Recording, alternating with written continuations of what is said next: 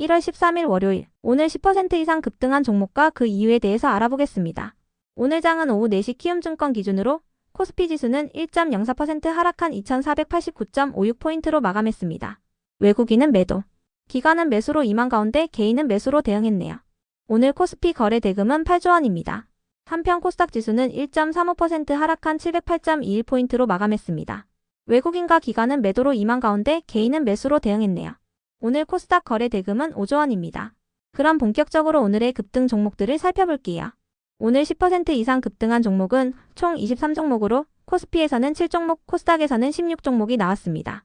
이 중 상한가 종목은 이건산업, 세명전기, 드래곤플라이, 재룡산업 4종목이고요. 오늘 하한가 종목은 없었습니다. 총 23개의 급등 종목들을 한데 모아서 테마별로 묶어보니 3개 테마로 나눠볼 수 있었어요. 그 외 나머지는 개별 이슈로 오른 종목들인데요. 먼저 1번 LA 산불 테마입니다. 지난주 미국 로스앤젤레스에서 역사상 가장 파괴적인 규모의 산불이 발생한 가운데 당국의 총력적인 대응에도 불구하고 불길이 잡히지 않고 있습니다. 산불이 시내 쪽으로 확산되면서 인명피해가 이어지고 있으며 이번 재난으로 인한 경제적 타격은 88조 원을 넘어설 것으로 예상되고 있는데요. 산불 여파로 공기질이 나빠지면서 공기청정기 수요도 급증하고 있다고 알려졌으며 이산화탄소 저장고 역할을 하던 숲이 파괴되면서 탄소 배출량도 급격히 증가할 수 있다는 우려가 나오고 있습니다. 이번 화재로 전력망이 크게 훼손되면서 전력망 복구와 재건 수요가 늘어날 것이라는 전망도 나오고 있는데요. 이 같은 소식에 전력설비와 전선, 공기청정기, 그리고 건설 사업을 하는 기업들이 시장에서 부각되었습니다. 또한 인공적으로 숲을 조성하는 조림 사업을 하는 기업들과 탄소 배출권 관련주들도 함께 강세를 보였네요. 이 중에서도 재룡산업은 지난주 금요일 장마감 후 한국전기공업 협동조합과 222억 원 규모의 공급 계약을 체결했다는 공시가 있었는데요. 이번 계약은 HVDC 예자 및 전선 금구류에 대한 공급 계약으로 재룡산업의 최근 매출액 대비 54%에 해당하는 규모입니다. 계약 기간은 올해 9월 30일까지입니다. 한편 세명전기도 한국전기공업 협동조합과 공급 계약을 체결했다는 공시가 있었는데요. 이번 계약은 HVDC 예자 및 전선 금구류에 대한 공급 계약으로 세명전기의 최근 매출액 대비 141%에 해당하는 규모입니다. 계약 기간은 올해 9월 30일까지입니다. 참고로 재건 관련주들의 경우 트럼프와 푸틴 러시아 대통령과의 정상회담 기대감도 지속 부각되는 모습인데요. 양국은 우크라이나 전쟁을 논의할 정상회담을 준비 중인 것으로 알려졌습니다. 아직 정확한 방식은 정해지지 않았으며 조만간 트럼프와 푸틴 간의 전화통화가 있을 것으로 예상되고 있습니다. 다음은 이번 원전 테마입니다.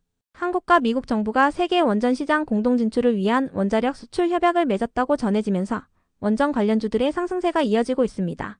산업부와 외교부는 미국 에너지부 및 국무부와 해당 약정에 대해 서명했다고 전해졌는데요.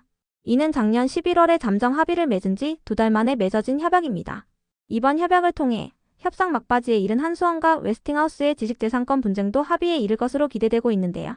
관련 기사에 따르면 웨스팅하우스는 3월로 예정된 한수원의 체코원전 본계약 체결에 대해 앞으로 문제를 제기하지 않기로 했다고 전해졌습니다. 현재 한수원과 웨스팅하우스는 원전 기술에 대한 법적 분쟁과 관련하여 최종 합의안을 마련 중인데요. 드디어 웨스팅하우스의 족쇄에서 벗어날 수 있다는 기대감을 입으며 원전 관련주들이 강세를 이어갔습니다. 다음은 3번 화장품 테마입니다. 키움증권에서 보고서를 통해 작년 4분기 화장품 브랜드사들의 실적은 대체로 시장 예상치에 부합할 것으로 전망했습니다. 4분기 실적도 중요하겠지만 올해 사업과 성장 전략에도 많은 기대가 집중될 것으로 전망했는데요. 특히 미국은 2025년에도 가장 중요한 채널로 자리매김할 것이기 때문에 해당 지역에 대한 성장 계획에 이목이 집중될 것으로 분석했습니다. 이 같은 소식에 일부 화장품 기업들이 시장에서 부각되었는데요.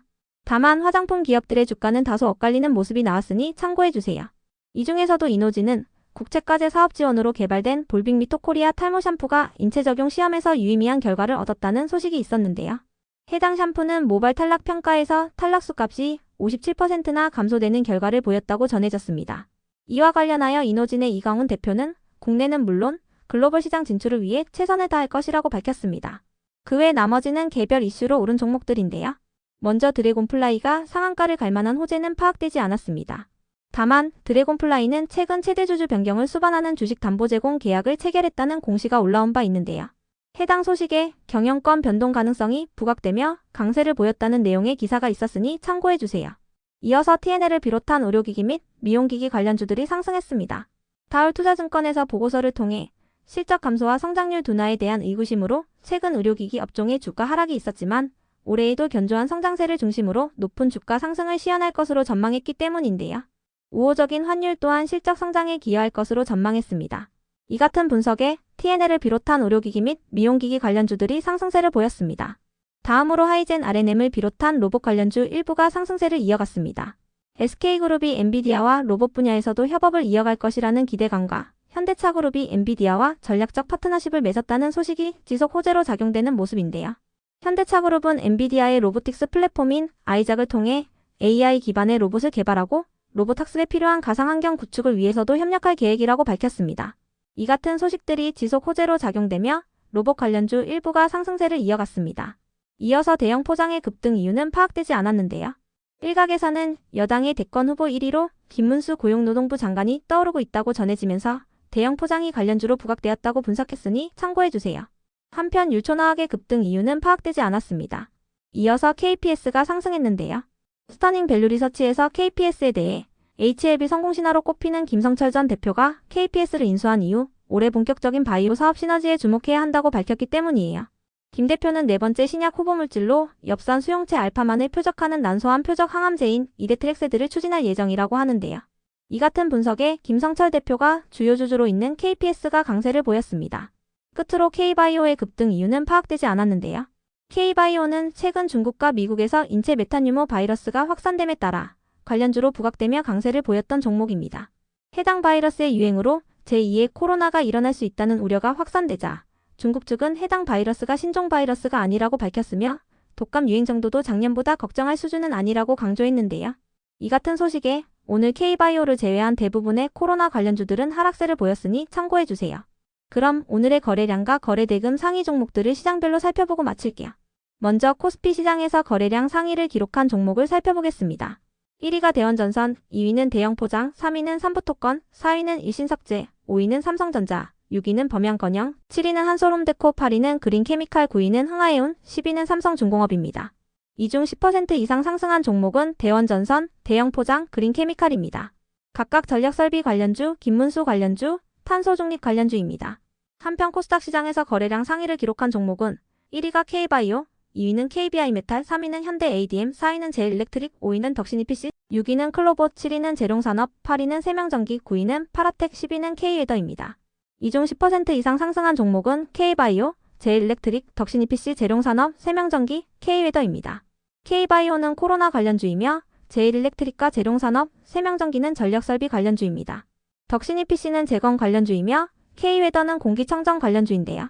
K바이오를 제외한 5종목은 모두 LA 산불 테마로 묶였습니다.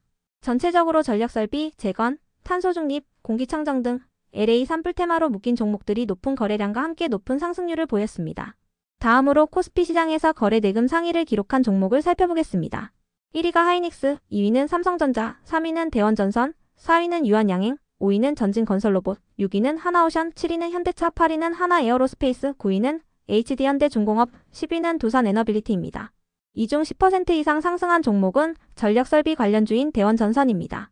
한편 코스닥 시장에서 거래대금 상위를 기록한 종목은 1위가 제일일렉트릭, 2위는 클로봇, 3위는 레인보우 로보틱스, 4위는 알테오젠, 5위는 시메스, 6위는 재룡전기, 7위는 HLB, 8위는 재룡산업, 9위는 하이젠 RNM, 10위는 이인셀입니다.